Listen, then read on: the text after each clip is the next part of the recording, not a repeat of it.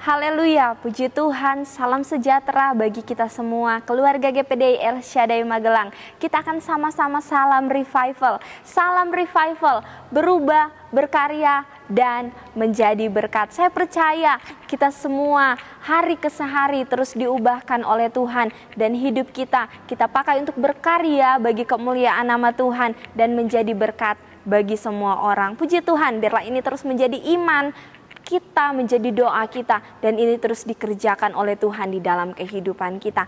Kita akan sama-sama merenungkan kebenaran firman Tuhan pada pagi hari ini yang terdapat di dalam Amsal 16 ayatnya yang ke-7. Amsal 16 ayat yang ke-7, demikian firman Tuhan. Jikalau Tuhan berkenan kepada jalan seseorang, maka musuh orang itu pun didamaikannya dengan dia. Bapak Ibu Saudara yang dikasihi oleh Tuhan, jalan di sini adalah mempunyai arti, yaitu perbuatan, kelakuan, pekerjaan, tingkah laku. Jadi jikalau Tuhan berkenan kepada perbuatan seseorang, kelakuan seseorang, tingkah laku atau pekerjaan seseorang, maka musuh orang itu pun didamaikannya dengan dia. Di dalam terjemahan sederhana Indonesia dikatakan, ketika cara hidupmu menyenangkan Tuhan, musuh-musuhmu pun dibuatnya berdamai denganmu. Ketika cara hidupmu menyenangkan Tuhan. Kadangkala di dalam hidup kita, saudara yang dikasihi oleh Tuhan, ada waktu-waktu di mana kita diperhadapkan dengan orang-orang yang tiba-tiba tanpa alasan memusuhi kita. Tiba-tiba tanpa alasan tidak suka dengan kita. Tiba-tiba membenci kita. Musuh bisa datang kapan saja dan tanpa kita sadari atau tanpa disengaja. Tapi kita melihat di sini, kita akan melihat bagaimana cara mengubah musuh jadi sahabat. Karena itu saya mengambil judul renungan, tema renungan pada saat ini, yaitu musuh jadi sahabat. Kita akan melihat bagaimana cara mengubah musuh jadi sahabat. Bapak Ibu Saudara yang dikasihi oleh Tuhan, hal yang sepertinya mustahil ya untuk kita dapat mengubah musuh menjadi sahabat kita. Karena kita tidak dapat mengontrol hati orang lain. Hati orang lain tidak dapat kita kontrol, tapi kita bisa mengontrol hati kita sendiri. Kita bisa mengontrol diri kita sendiri. Firman Tuhan katakan tadi dalam terjemahan TSI dikatakan, ketika cara hidupmu menyenangkan Tuhan, musuh-musuhmu pun dibuatnya berdamai denganmu. Kita fokus di sini. Firman Tuhan pada saat ini mengajak kita untuk fokus pada diri kita sendiri. Firman Tuhan katakan, ketika cara hidupmu menyenangkan Tuhan, ketika hidup kita sudah menyenangkan Tuhan, pastilah hidup kita juga pasti menyenangkan orang lain. Tetapi namanya hati manusia, siapa yang tahu? Kita tidak dapat mengontrol hati manusia. Kadang-kadang kita merasa kita sudah melakukan yang terbaik. Kadang-kadang kita merasa kita sudah melakukan semampu kita, melakukan yang terbaik, melakukan yang benar. Tapi ada saja orang-orang yang tidak menyukainya, orang-orang yang membenci kita, memusuhi kita. Nah, karena itu kita akan melihat bagaimana cara kita mengubah musuh kita menjadi sahabat. Yang pertama, saya mengambil dengan menjaga perbuatan yang berkenan kepada Tuhan. Ayat ini diterapkan pada janji Allah kepada bangsa Israel, Bapak Ibu. Pada waktu itu bangsa Israel dikatakan Tuhan bahwa Tuhan akan menghalau segala musuh mereka asalkan mereka menjaga hidup yang berkenan di hadapan Tuhan. Di dalam Keluaran 34 ayatnya yang ke-24, demikian firman Tuhan, sebab aku akan menghalau bangsa-bangsa dari depanmu dan meluaskan daerahmu, dan tiada seorang pun yang akan mengingini negerimu apabila engkau pergi untuk menghadap kehadirat Tuhan Allahmu 3 kali setahun. Allah berjanji akan melindungi bangsa Israel. Allah berjanji akan menghalau segala musuh-musuh mereka Allah berjanji akan menghalau mereka dari serangan-serangan musuh asalkan mereka melakukan kehendak Allah. Dikatakan bahwa mereka harus pergi menghadap kehadirat Tuhan 3 kali setahun. Harus melakukan apa yang Allah perintahkan, melakukan firman Allah.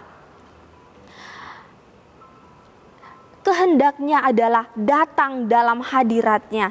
Bapak, Ibu, Saudara yang dikasihi oleh Tuhan, artinya kita harus hidup dekat dengan Dia. Ketika kita hidup dekat dengan Tuhan, berarti kita tahu melakukan apa yang baik.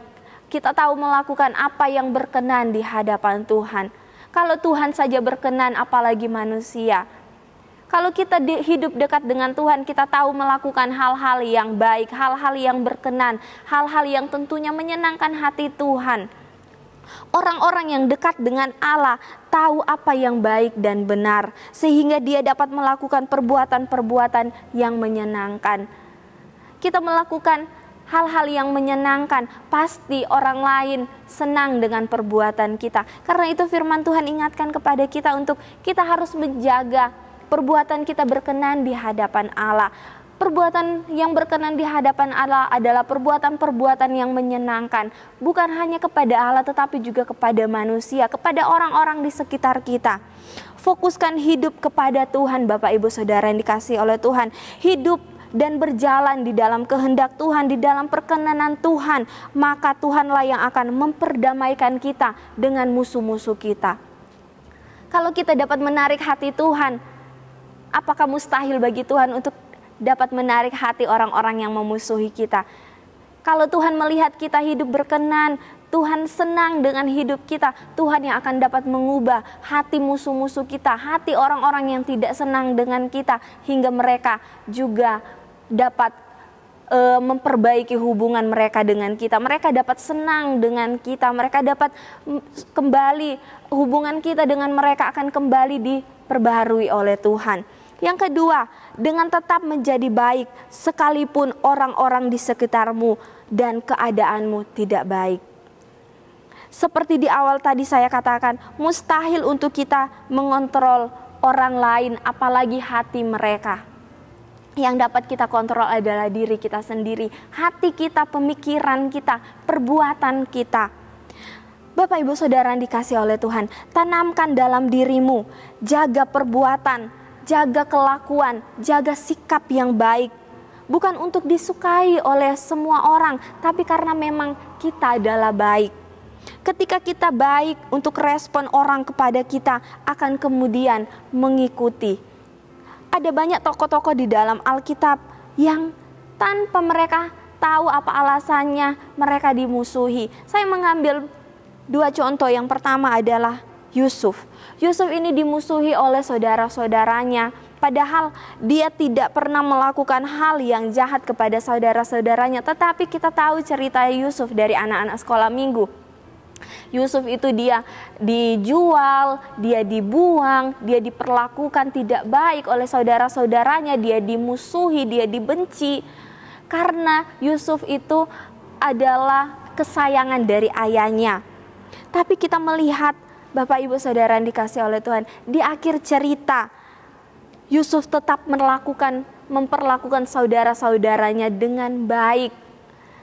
Yusuf tidak kemudian membalas membenci mereka, membalas memusuhi mereka. Meski Yusuf tidak tahu apa sebenarnya kesalahannya sampai dia dimusuhi. Tetapi kita lihat bahwa kemudian karena Yusuf tetap memperlakukan saudara-saudaranya dengan baik, hingga Tuhan pulihkan hubungan mereka. Tidak hanya itu saja, Yusuf yang sebelumnya sangat disukai oleh istri dari tuannya, nyonyanya. Tapi karena Yusuf menolak untuk melakukan perbuatan dosa dengan nyonyanya, kemudian dia dibenci dan dia dimasukkan ke dalam penjara. Dan lagi-lagi kita melihat Yusuf tetap melakukan perbuatan yang baik. Di penjara Yusuf tetap melakukan hal yang baik. Meski mungkin keadaan di penjara itu tidak enak, mungkin orang-orang yang ada di sekitarnya dia diperlakukan tidak baik, tetapi Yusuf tetap melakukan yang terbaik, sehingga dikatakan di dalam Kejadian 39 ayat yang ke-21. Tetapi Tuhan menyertai Yusuf dan melimpahkan kasih setianya kepadanya dan membuat Yusuf kesayangan bagi kepala penjara. Kenapa Bapak Ibu? Tuhan menyertai Yusuf, Tuhan melimpahkan kasih setia kepada Yusuf karena Yusuf tetap menjaga hidup yang berkenan kepada Allah. Karena Yusuf sekalipun orang-orang di sekitarnya tidak baik, sekalipun keadaannya tidak baik, situasinya tidak baik, Yusuf tetap melakukan hal yang baik, hal yang berkenan di hadapan Tuhan, dan Tuhan mengangkat Yusuf. Yusuf menjadi kesayangan bagi kepala penjara. Yang kedua, ada Daud dan Saul. Daud yang awalnya begitu dikasih oleh Saul, tetapi karena Daud lebih hebat dari Saul, kemudian Saul membenci Daud. Berkali-kali Saul ingin membenci Daud. Berkali-kali Saul ingin dibunuh Saul ingin membunuh Daud, tetapi kita melihat dalam kesempatan itu Daud tidak membenci Saul. Daud tetap memaafkan Saul. Bapak Ibu Saudara, ada kesempatan bagi Daud untuk membunuh Saul, tapi tidak dilakukan oleh Daud. Musuh bisa datang dari siapa saja, bahkan dari orang-orang yang terdekat sekalipun. Musuh bisa datang dari orang-orang yang kita kasihi, bahkan yang mengasihi kita. Tetapi di dalam Matius 5 ayatnya yang ke-44, tetapi aku berkata kepadamu, kasihilah musuhmu dan berdoalah bagi mereka yang menganiaya kamu. Di dalam Roma 12 ayat 17 sampai ayat yang ke-18, janganlah membalas kejahatan dengan kejahatan, lakukanlah apa yang baik bagi semua orang sedapat-dapatnya. Kalau hal itu bergantung padamu, hiduplah dalam perdamaian dengan semua orang. Tidak ada cara lain untuk membuat musuh jadi sahabat selain kita menjaga perbuatan kita tetap baik dan berkenan di hadapan Tuhan. Dia akan melakukan bagi kita apabila kita menyenangkan hati Tuhan.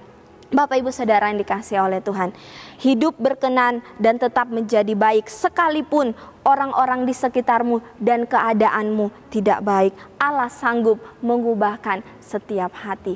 Puji Tuhan, biarlah kiranya kebenaran firman Tuhan ini akan terus memberkati kehidupan kita. Kita menjadi orang-orang yang dapat dikasihi. Kita tidak menjadi orang-orang yang kemudian membalas kejahatan dengan kejahatan, tetapi kita tetap mengasihi orang-orang yang sekalipun membenci kita.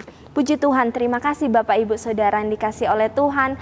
Dengan setia mengikuti renungan 79, kiranya dapat menjadi berkat bagi kita semua, bagi Bapak Ibu Saudara-saudari yang ingin didoakan dengan pokok-pokok doa tertentu, yang ingin menceritakan kesaksian, pergumulan hidup, menceritakan mujizat kesembuhan, pemulihan masalah keluarga dan lain-lain, dapat disalurkan melalui chat WhatsApp di nomor 0813 2742 0088. Puji Tuhan, mari sama-sama kita akan berdoa dan kita tundukkan kepala. Terima kasih Tuhan Yesus yang baik untuk kebenaran firman Tuhan pada saat ini. Biarlah kiranya Roh Kudus yang akan terus memimpin kami untuk melakukan setiap kehendak Tuhan di dalam hidup kami, agar kami terus menjaga hidup yang berkenan di hadapan Tuhan. Kami terus melakukan apa yang baik, yang berkenan, yang menyukakan hati Tuhan. Ajarlah kami untuk kami saling mengampuni, kami saling mengasihi Tuhan, sekalipun itu orang-orang yang memusuhi kami, sekalipun itu orang-orang yang membenci kami Tuhan. Ajarlah kami untuk kami terus membawa kasih Tuhan di dalam kehidupan kami. Terima kasih Tuhan Yesus yang baik. Kiranya keluarga GPDI El Shaddai Magelang membangun diri di atas dasar iman yang paling suci dan berdoa dalam Roh Kudus. Kiranya kami memelihara diri dalam kasih Allah sambil menantikan rahmat Tuhan Yesus Kristus untuk hidup yang kekal. Di dalam nama Tuhan Yesus Kristus kami berdoa. Haleluya. Amin.